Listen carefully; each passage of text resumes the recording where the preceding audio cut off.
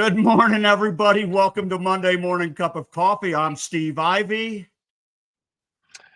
Hello, Steve. I'm Brady Hull. I'm not driving. I'm pulled over, by the way. I'm not driving, I promise. Brady is on his way to work and realized he was caught between a rock and a hard place of doing it from home or the studio.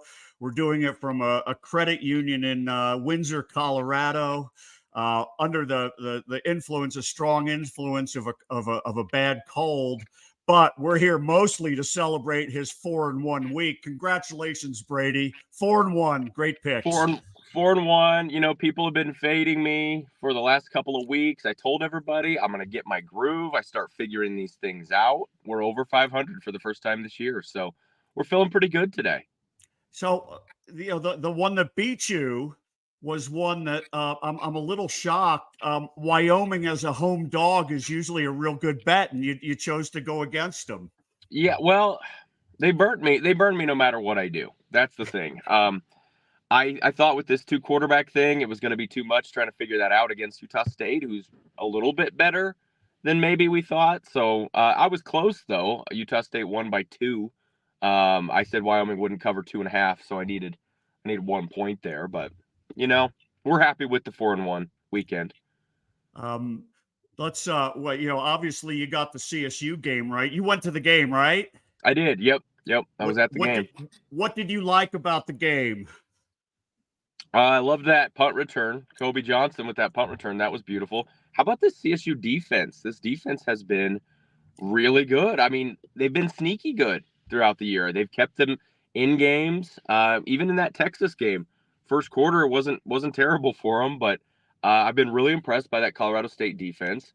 Had their moments offensively, but they're not winning style. As Coach Norvell said in the press conference, it's not about style points. They're definitely not winning in a sexy way, but they covered and they won.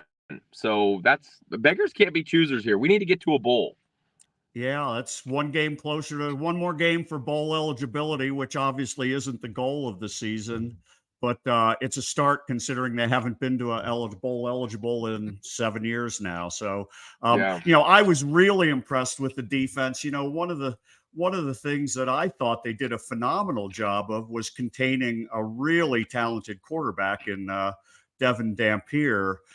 His numbers may look decent, but they did a tremendous job, and it takes a wonderful coordinated event to keep a guy with legs like that, to keep him in the middle of the field, to keep him from roaming outside and really getting loose where he could really use his skills.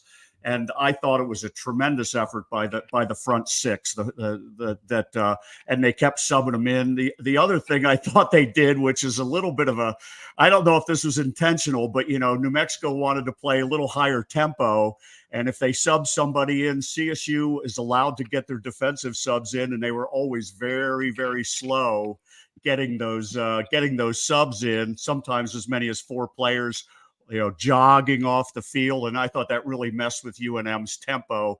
And I thought that was what resulted in a lot of those illegal procedure penalties, was messing with the tempo. So anyway, yeah, that was something. And obviously you had the Broncos.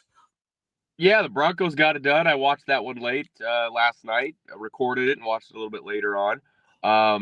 What I love about Denver's defense is their ability to respond. Carolina scores after the fumble, and 7-0, pretty much shut them out the rest of the way. They got the garbage touchdown late, but yeah, Denver's defense is the real deal. It's exciting to see. And Bo Nix has a career day. That was his best game. Yeah, it was against the Panthers, but think about the other side. If he would have struggled against Carolina, we'd be on here complaining about him. So all in all, it was a pretty good weekend for some of the teams we talk about on a daily basis.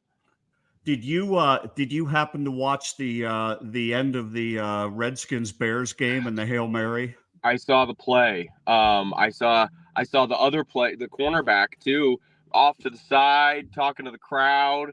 I mean, this is why it ain't over till it's over. It's a game of inches. You got to pay attention to what you're doing, and he ends up tipping it.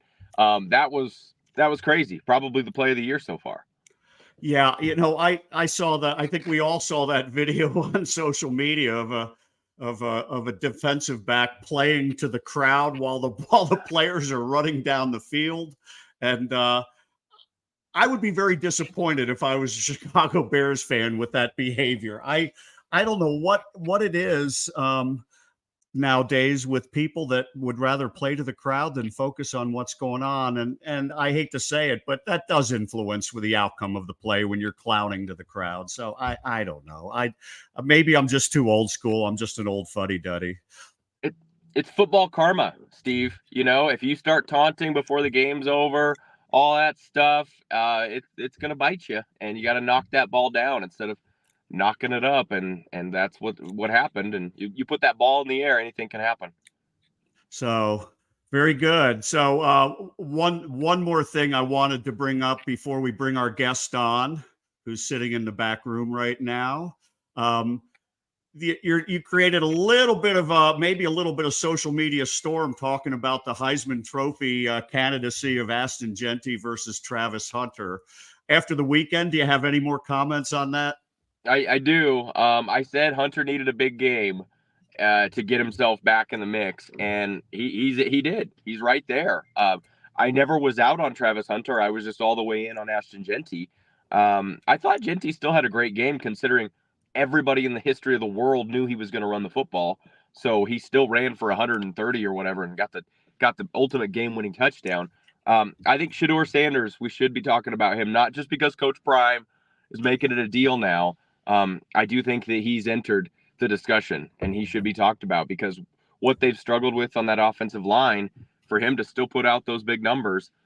I'm looking at Travis Hunter, Ashton Jeanty, and Shedeur Sanders in my top three. And I know Cam Ward's right there, but I'm thinking Shedeur with that bad offensive line has been able to produce all year. That's why I'm squeezing him up there. Well, I'm on record, and I had Kevin Lytle on the show on Thursday night, and we talked a little bit about it.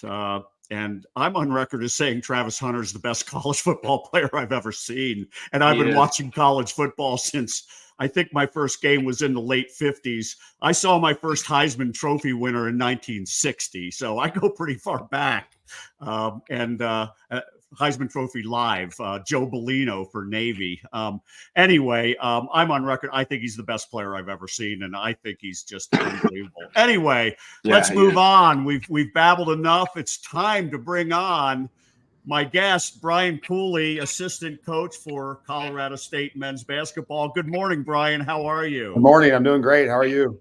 We are good. Hey, thank you so much for coming on. It was a little bit of a last minute thing. We had a little bit of a hiccup. I was going to have a CSU player, Keyshawn Williams, on, and Keyshawn got busy with some school related stuff and sent me a note and couldn't make it this morning. We'll have him hopefully somewhere down the road, but Brian is with us. And one of these days I'll be your plan A, Steve. Well, you would have been later in the season. I wanted to wait. Because I wanted to talk about after a game where you had to scout and go through kind of the details of what a scouting report is like and what you guys go through and all that. But today, let's talk about what's going on with this year's team. You work a lot with the bigs. Give me a rundown of the bigs you've been working with and what kind of developmental things you're looking at doing with them as we get the season going. A lot of new guys. Obviously, we had Pat and Joel last year. So when Coach Sheldon and I work with the bigs every day, offensively, defensively, so we spent a lot of time with those guys. And the one returner is Rashawn. Okay, so he knows the expectations, what to expect. That we got a lot of newcomers with Kyle Jorgensen, freshman from Minnesota, and Nicola DeJapa, transfer from Long Island. So every day it's something new, and a lot of the guys last year, like Joel and Pat, they kind of knew what to expect, so we were able to get through things quickly. We're just young bigs. It just takes time, both in drill work and live play and film sessions. It just takes time. So we're just doing a lot more teaching this year, teaching them to fly, pulling them before or after practice. There's just a lot of teaching going on, but they're really, really good group to work with, like good kids, which, as you know, Coach Medved, that's the most important thing in the recruiting process is getting good kids in the program, high character, so they're coachable and they're fun to work with. Coach, how you doing? I'm not driving. I promise. I'm pulled over. No, you're making me I nervous. was running late, so I was like, I'm gonna pull over, and maybe Steve will find us a potential sponsor at this Ent back here once they open Yeah, up. there you go. Creepy dude just sitting out here in the parking lot. Coach, talk to us about the game too with these big guys. We're seeing it all levels. Big guys, we're asking them to do a lot more. We're asking them to be better passers, be better Yeah. shooters. It's not to say that that's never existed, but we're certainly seeing that be a luxury now when you can get those big guys not just controlling the paint, but they're doing a little bit of everything. Yeah, that's a big part of a coach's offense. We have to have guys that are comfortable on the perimeter. You have to be able to, on the perimeter, pass, dribble, think more than anything. You have to have the IQ and just basketball intellect to think. And you're almost like, for us, the way we play, you're almost like the quarterback of our team. So you have to be able to make the progressions, make the right reads, make the right passes. So a lot of that's development, but honestly, a lot of it is the recruiting process, what we see. We really look for those things in the recruiting process. So those guys have a lot of burden. I think for young bigs, it's probably hard for more the defensive end. Like, just there's so much stuff going on, like to just be tough, physical, active around the rim, but also the ball screen coverage on the perimeter, the appropriate ball pressure, all those things. So we ask a lot of them, and the group is a work in progress in a positive way. We're getting better. We're not where we're going to be a month from now. We're not where we're going to be in February, but we're getting better every day. So it's easily to see on film. Did going back to Pat Cartier? Cartier was kind of a similar developmental project when he came here, and that first year he showed the great offensive skills, tremendous with either hand around the rim. Yeah. But defensively, he was a little bit of a liability. He struggled, and it seemed like things really clicked in the second year. You go back and you can look at some video of some of the stuff he did to really protect the paint. Is that a lot of what did you see when you first got him, and is that a lot of what you're trying to apply? Well, it's a good call, 100%. He made a huge jump defensively from his junior year to senior, like huge jump. I hope he's not listening. He was a little bit of a defensive liability his junior year, but he became he was never the most athletic, fleet-of-foot guy. But his senior year, he's very smart. He was very intentional about what he was doing, scouting reports, game planning. He was tough. He really cared, and so he always had those things. But I think he improved his conditioning too. Sometimes bigs, for whatever reason, just the body size and everything, they're never going to be as great as just a motor game shade as most guards. And so he got on the bike with our strength coach, JP, and he worked crazy to get himself improved physically. And I think that really helped him. And that's what our bigs are doing now, actually. JP, our strength coach, has them doing extra bike sprints, just extra work, extra conditioning, just so they can play, harder, longer stretches. That's the biggest thing we want. We do it in spurts. We need to be more consistent in doing it longer stretches more consistently. But yeah, Pat made a big jump, even at the beginning of his junior year to his end of his junior year. And that's what, the expectation is for this group now. Well, coach, conditioning, like you said, has to be, so it's huge for everybody, but for your big guys, especially for you, when you're asking them to essentially almost be that quarterback out there, that conditioning comes in such a big way. We see it at every single level. If you can get the big man running, if you can get the big man that can put out those serious consecutive minutes, it's a big luxury. Yeah, and you know how we like to play. We expect a lot. We like to play fast offensively.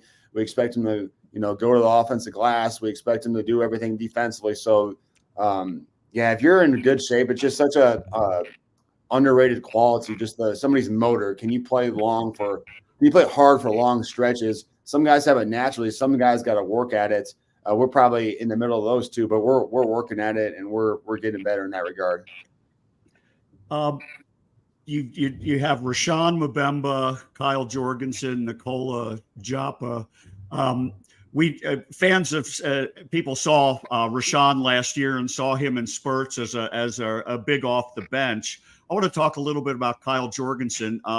It's my understanding you were heavily involved with the recruiting of Kyle. Is that correct? Yeah, we all, Coach Medrin's from Minnesota, obviously. So we've had success in Minnesota in the past with several guys. So we put a big emphasis on that state in recruiting.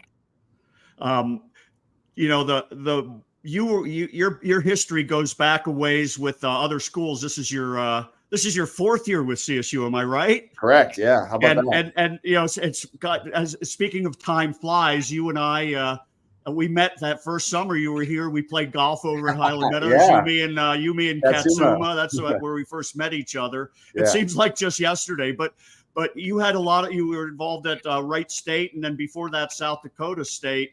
And Mike Daum, do you see comparisons? Do you see any similarities between Jorgensen and Mike Daum, who was an all-time college great? Yeah, I really did, and that was part of the recruiting process. It was more just their body shape was very similar, and we had a big Grant Basile at Wright State too, who was from Wisconsin, but their body shapes are all very similar. They're similar athletically, so I think some schools shied away from Kyle in the recruiting process because of him being an average athlete and not being able to, do these touch the top of the backboard, all that stuff. That doesn't matter as much to us. Like, yeah, we would take that for sure, but the skill and IQ mattered a lot. But those guys' body shapes, body types, athleticism were very similar between Dom and Kyle.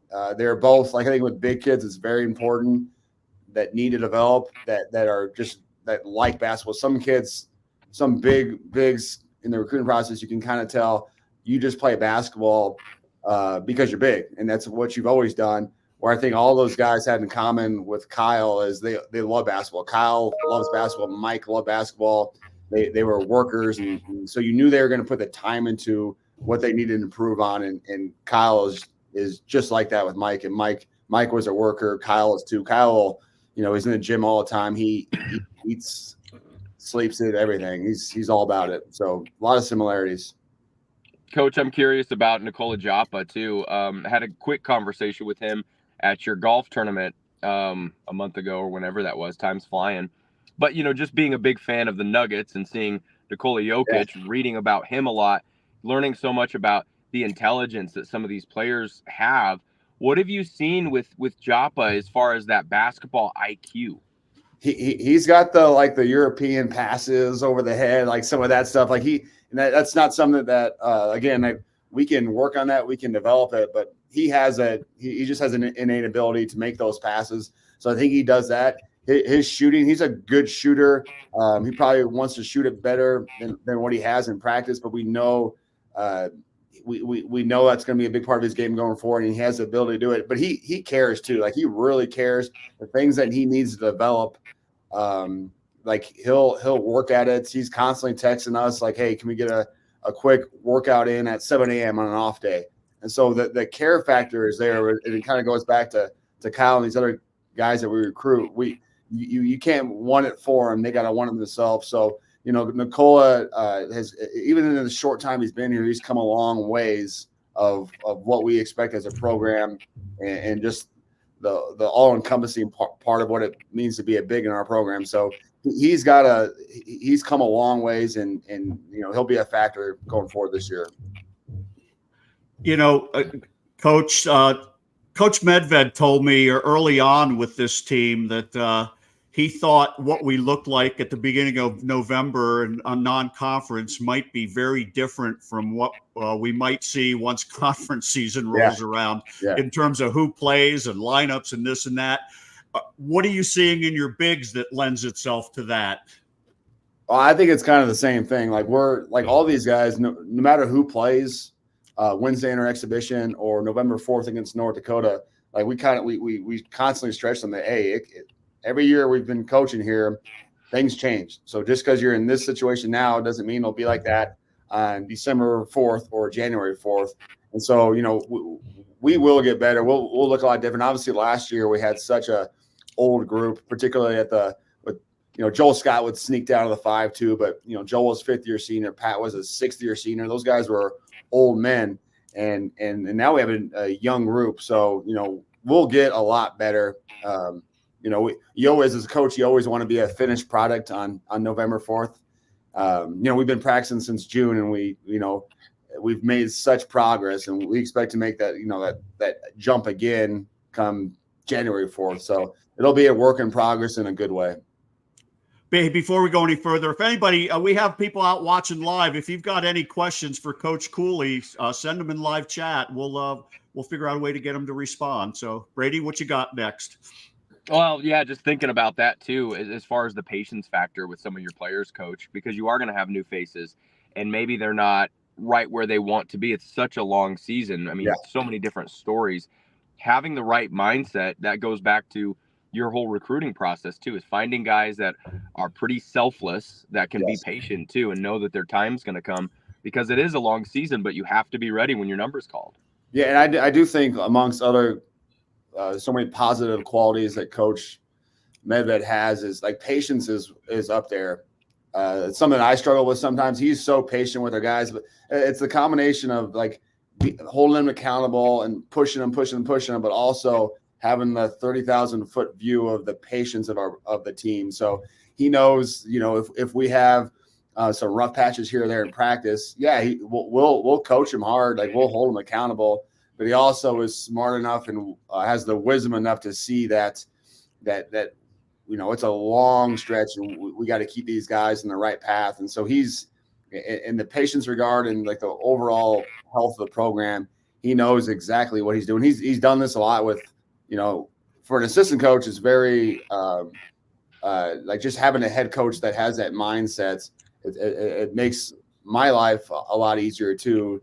And I think he's as good as it gets in that regard. Hey, Brian, every coach and every assistant coach wishes they had 7 5-year seniors and started the season that way.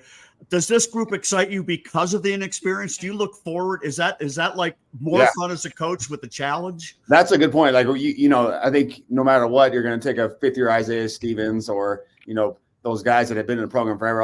I would take that if you were offering it to me. But there is some sense of excitement with us. Like we're doing a lot more like coaching, teaching basics in a fun way. And so that is, as a coach, that's what we signed up for. And I think one of the most gratifying things as a coach is you take a player or a team and begin the season. What do they look like in the middle of the season? What do they look like in March? And if we can make the improvement that we expect to make, just as a coach, a pure coach, that's very gratifying. Well, Coach, talk about that too. I've heard a couple guys say that with Isaiah there, and then obviously David Roddy there. Those guys can kind of be that extension of the coaching staff too on the floor. And then when those guys are gone, especially Isaiah Stevens, is there for you guys, not to say you have to relearn things, but it's a different setup now. I mean, like you said, you're spending a lot more time teaching and going through the basics that maybe you didn't have to do the last couple of years because of the better leadership. Exactly. And we probably we could afford to take some things for granted as far as like knowledge of the offense, knowledge of a particular situation. We don't take any of that for granted now as far as the teaching concept with offense, defense, late game situations. So we're doing a lot teaching there. But like Coach always says, like Isaiah as a freshman wasn't the Isaiah everybody saw as a 5th-year senior. Same thing with his sophomore year. Was he a good player? Heck yeah. But he had ups and downs like any sophomore. And so we're trying to keep that viewpoint too of some of our younger, even our sophomores. We have some really good sophomores. They're good players and we're excited about them, but they're far from a finished product. So it kind of goes back to that patience and just that 30,000-foot view of, they're good, but we expect them to get to improve, and we're going to help them along the way. Brady, got anything else for Brian before we let him go and on to his meetings and another day of practice and another day in the grind of basketball season? I'm going to try to be out there today, Coach. I've been wanting to get out there on Monday, so I'm going to try to get out there after the show today. So if I'm late, don't lock me out. I would love to get in there. Will do. I love watching you guys practice. Basketball practice to me is the best type of practice to watch. So I'm looking forward to it, Coach. I can't wait for the season to start. Hey, we can always use some extra practice bodies defensively. So if you got it in you, wear some basketball shorts and shoes. I'm a defensive guy, That's what the rumor is. That's what I hear. So that's good. I'm a defensive guy. If you need a foul, I'm your man. I'm the guy. There we go. I was once a couple of practices ago, one of the scout team players told me I needed to get out on the ground and do push-ups with the rest of the team when they did something You missed wrong. the free throw. Yeah, everybody in the gym, Steve. Everybody in the gym. I'll bring my shoes. All right. Well, Brian, we'll let you go. Thanks again for coming Thanks, on Coach. last minute. I do want to have you on, as like I said, as we Plan go A into guy? the season. And have a great day. We'll see you on Wednesday at Moby. Okay, thanks, guys. See ya. See you, Coach. That was fantastic. Again, I really appreciate him coming on last minute. You know, the one thing that I really liked was you know, he does a great job with the bigs. He's got a lot of inexperience this year. But as a fan, I'm looking forward to watching these guys grow. Oh, here we go. I got a comment. I'm pretty sure Steve had an extra year of eligibility if needed. I've got 5 years of eligibility. Brady, I know you got 5 too. So, oh yeah, yeah. I'm telling you, I could still be on the bench, and if they need hard fouls, I'm the guy. You know, call me out there. I'm a goon. I'm the other way around. I could hit the long, I could hit the 3, and I could make the good pass on the fast break. I knew how to get my playing time because I knew who buttered the bread of the team, and that was I had a wing that could score at will, and all I had to do was pass the ball to him, and I piled up the assists not because the pass was any good, but because the guy could really play. So, hey, what you got cooking this week? Yeah, we'll have a lot of recap stuff from the weekend. New Mexico had scored 50-plus points 3 games in a row, and look what the Rams were able to do over the weekend. So we'll talk a lot about CSU.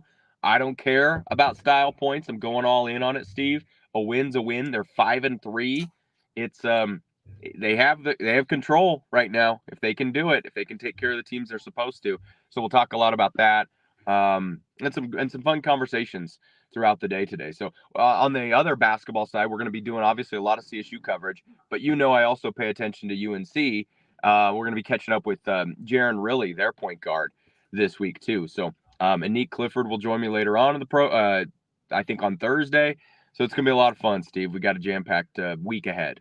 You got Anique Clifford as your regular Crazy Carl's guy this year, right? You've had Roddy and Isaiah for what, 2 years, and now Nick joining the triumvirate. That's a powerhouse crew. I'm building a starting lineup, Steve, and I think my starting lineup so far is pretty good. I got Roddy, I got Isaiah, I got Nick. Feel pretty good about this team. Yeah, I think we got to get a big in there. Maybe we got a developing big in the program right now, and then obviously a shooting guard. So and then before you know it, you're going to have a crazy Carl's all-star team that's going to dominate, huh? Yeah, I'll be the coach, and my plays will be simple. Just score and stop. That's it. You guys figure it out.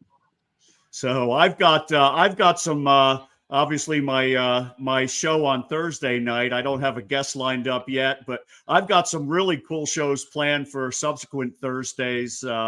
I'm working with a CSU fan, Sam Hodling, on what we think is going to be a fun show. That's a travelogue, Steve and Sam's excellent European vacation, where we're going to visit the towns and the sites where current CSU players are playing over in Europe. Awesome. And if we're fortunate, we'll be able to bring on a couple of them onto the show.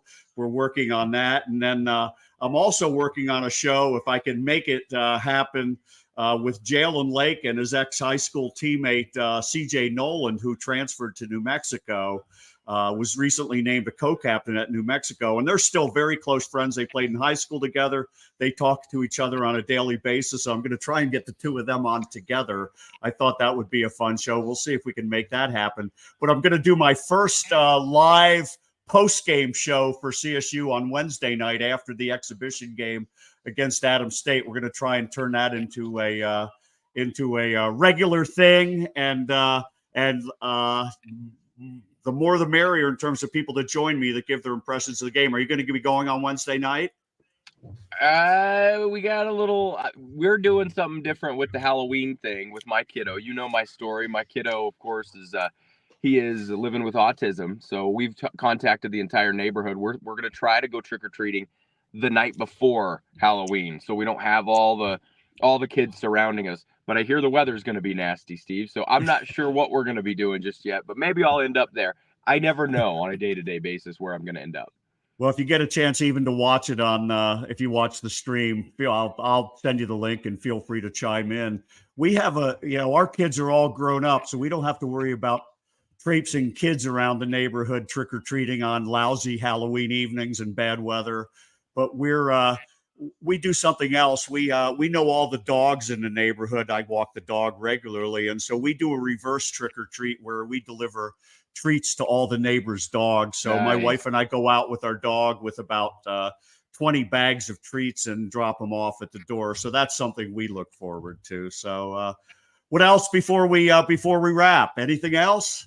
I think that's kind of the big stuff. We'll be talking a lot about football today, and then as the hoops start heating up more and more on that, Steve, I'm hovering over that panic button for the Denver Nuggets right now. We gotta get that shooting down. So I'm a little concerned about that. With all the positives on the football side this weekend, that's a big negative on the Nugget side.